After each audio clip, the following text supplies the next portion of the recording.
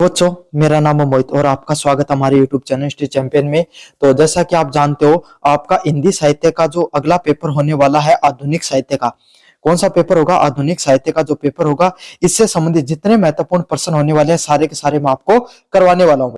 जितने महत्वपूर्ण प्रश्न होने वाले सारे के सारे आपको करवाने वाला हूँ। बस आपको क्या करना है, वीडियो को अच्छे से देखना है, चैनल को सब्सक्राइब कर देना है। अपन टारगेट लेकर चल रहे हैं भाई 31 तारीख से पहले पहले 25,000 सब्सक्राइबर का, और उसके बाद में वीडियो देख रहे हो तो अगले टारगेट तक को आपको अचीव करना है। और आप खुद भी चैनल को सब्सक्राइब करो और आने वाले अपने दोस्त हैं, अपने सभी दोस्तों से भी चैनल को सब्सक्राइब कराना है।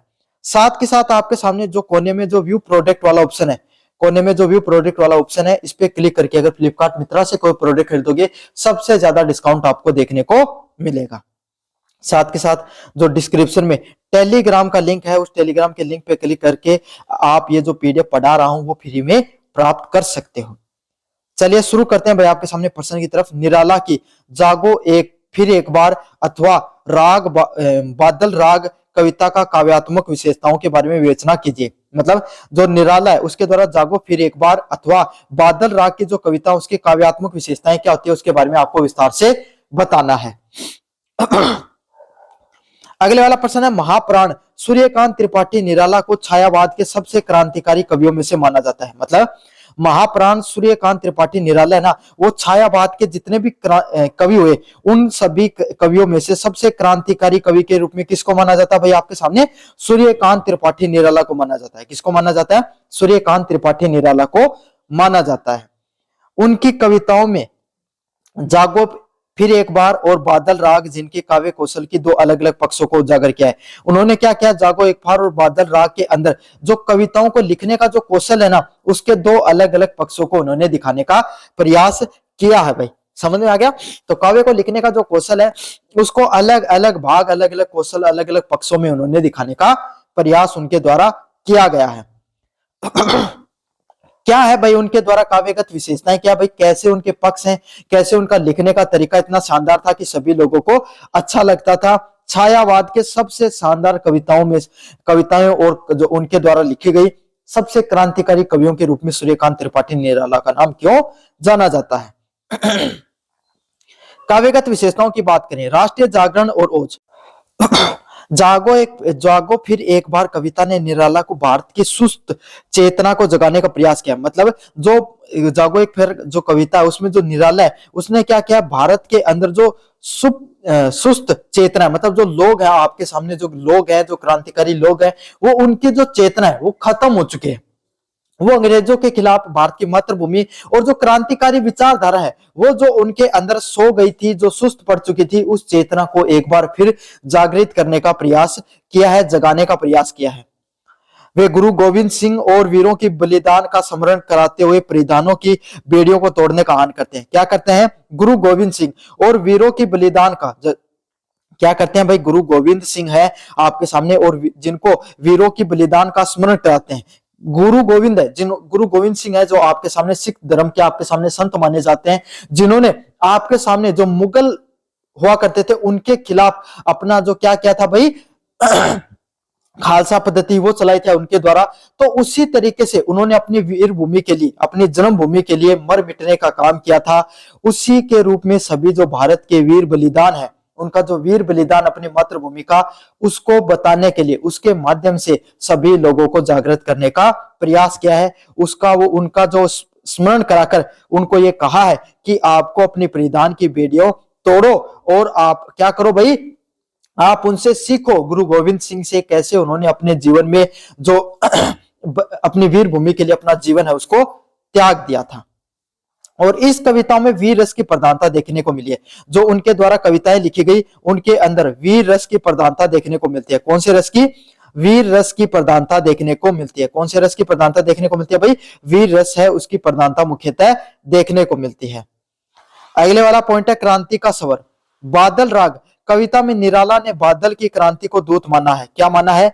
जो बादल राग होते हैं उसमें कविता में निराला ने क्या किया गया? बादल को क्रांति के रूप में माना गया। जैसे जो बादल होते हैं ना, वो आपके सामने क्या करते हैं, ग्रीष्म काल का मौसम होता है, गर्मी का मौसम होता है, पूरी जमीन शुष्क पड़ी रहती है, उस पर वर्षा करके उसमें नई फसल उगाने का, नए जो पेड़ पौधे उनके अंदर क्या एक नई जान भरने का काम करते हैं। उसी तरीके से जो बादल हैं वो क्या करें भाई, आपके सामने ग्रीष्म काल में एक नई पेड़ पौधों की नई फसल उगाते हैं सावन लाकर।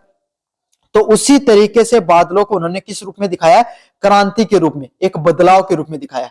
भाई पहले ग्रीष्म काल जो गर्मी का मौसम होता है उसमें सब सब सुनसान रहता है, एकदम सूना पड़ा रहता है, सब कुछ आपके सामने पेड़ पौधों की पत्तियां झड़ जाती है, लेकिन जैसे बरसात होती है सब कुछ नया हो जाता है आपके सामने। तो जो बदलाव देखने को मिलता है उसी बदलाव को क्रांति के रूप में दिखाया गया है।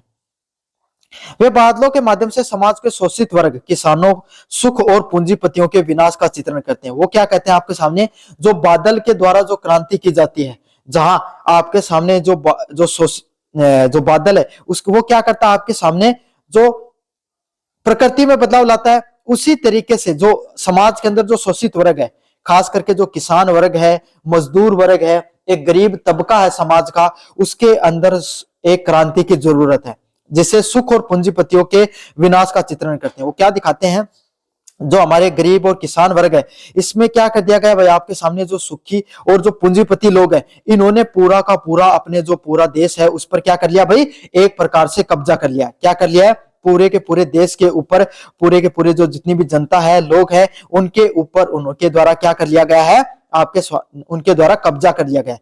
क्या कर लिया गया है, कब्जा कर लिया गया है। अब उनको उनसे मुक्ति की जरूरत है। कवि कहते हैं कि क्रांति आने से हमेशा छोटे गरीब लोग ही सुख पाते हैं। अगर समाज में क्रांति आती है, जैसे आपके सामने बादल की बरसात होती है, जो छोटे और नन्हे पौधे हैं जो आपके सामने क्या हो चुके थे, जो गर्मी की वजह से क्या हो चुके थे, नष्ट होने के कगार पे थे, उन पे जैसे बरसात लगती है तो क्या होता है, उनके नन्ही पत्तियां देखने को मिलती हैं।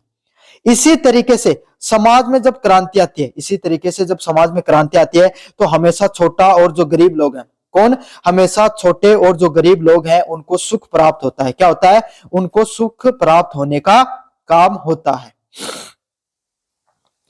मुक्त छंद का प्रयोग, निराला ने हिंदी कविता को छंदों को छंदों के बंधन से मुक्त किया है। निराला ने क्या किया है, हिंदी कविता के अंदर जो छंद का प्रयोग किया जाता है उनके बंधन से मुक्त किया। आपने सुना होगा मुक्त छंद, है ना। इस जो छंद होते थे, मतलब आपको जो हिंदी कविताओं को लिखने का एक तरीका होता था, जिनको छंद बंद किया जाता था, व्याकरणिक दृष्टि से छंद बंद किया जाता था, उसका जो बंधन से मुक्त कर दिया है। और उन्होंने उनके मन में जैसे साहित्य की रचना करने की मन में आई, उसी प्रकार का साहित्य उनके द्वारा रचना की गई। समझ में आ गया। तो उन्होंने छंदों का प्रयोग नहीं किया। किसका नहीं प्रयोग किया, छंदों का प्रयोग नहीं किया। जैसे शब्दों का जैसे उनके मन में आई उस प्रकार का साहित्य उनके द्वारा रचित किया गया। उनकी उन कविताओं में लय और गति का अद्भुत तालमेल देखने को मिलता है। मतलब उनके द्वारा जो कविताएं लिखी गई उनके अंदर एक अद्भुत लय और गति, मतलब जब आप उनको बोलते हो तो एकदम संगीत में लगती हैं। कैसे लगती हैं, एकदम संगीत में नजर आती हैं, जो पाठक के मन में जोश भर देती है। जिसका क्या काम होता है, जो पढ़ने वाला व्यक्ति होता है ना, उसके मन को अरोत परोत व जोश भरने का काम करती हैं। क्या, आपके सामने जो सूर्यकांत त्रिपाठी निराला के द्वारा जो जितनी भी कविताएं लिखी गई हैं वो आपके सामने पढ़ने वाले व्यक्ति के मन को एकदम आक्रोशित कर देती हैं, एकदम अरोत परोत कर देती हैं। प्रतीकात्मक और बिंब योजना, बादल राग में अग्निपात, बिजली गिरना पूंजीपतियों की पतन का प्रतीक है।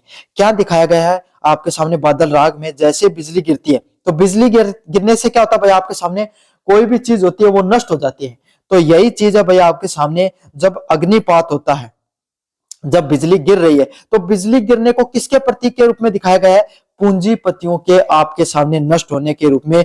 पूंजीपतियां हैं, उनको उनका जो आपके सामने जो समाज है उस पे जो क्या देखने को मिल रहा है भाई, उनपे जो समाज पे प्रभाव देखने को मिल रहा है, वो प्रभाव प्रभुत्व है और उनकी जो प्रतिष्ठा है उसको खत्म होने के रूप में दिखाया गया है। किसको, आपके सामने जो पूंजीपतियां हैं उनको, उनका जो प्रतिष्ठा प्रभाव है वो किससे खत्म हो जाता है, किस रूप में दिखाया गया है, जब आपके सामने जो बादल जब गरजते हैं तब उनसे बिजली गिरती है उसके रूप में। जबकि शेषवक को सुकुमार शरीर क्रांति के बाद के नए जीवन के प्रतीक के रूप में दिखाया, जबकि शेषव का सुकुमार शरीर है ना, जबकि जो शेषव का सुकुमार शरीर है उसको क्रांति के बाद में जो मनुष्य का जो नई जीवन मिलता है, मतलब जब कोई क्रांति होती है और उस क्रांति के बाद में मनुष्य को कोई नया जीवन मिलता है, उसके रूप में दिखाया गया है। क्या दिखाया गया है? जब शेषव का सुकुमार शरीर है उसको क्रांति के बाद में जब लोगों को नया जीवन मिलता है, उसके रूप में उस प्रतीक में दिखाया गया है। प्रकृति का रौद्र रूप, निराला ने प्रकृति बादल के कोमल रूप के बजाय विध्वंस व शक्तिशाली रूप में दिखाया है। क्या दिखाया? सूर्यकांत त्रिपाठी निराला के द्वारा जो प्रकृति है उसको कोमल नहीं, प्रकृति को अक्सर क्या है कोमलता के रूप में, है ना, जीवनदायिनी के रूप में, पेड़ पौधों पत्तियों के रूप में दिखाया जाता है, लेकिन यहाँ पर सूर्यकांत त्रिपाठी ने किस रूप में दिखाया है?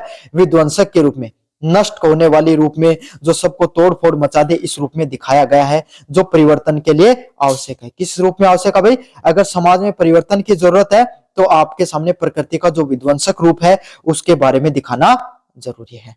तो यही है निराला के जागो एक फिर एक बार और बादल राग के माध्यम से जो समाज का की जो अलग अलग रूप है उसके बारे में दिखाया गया है।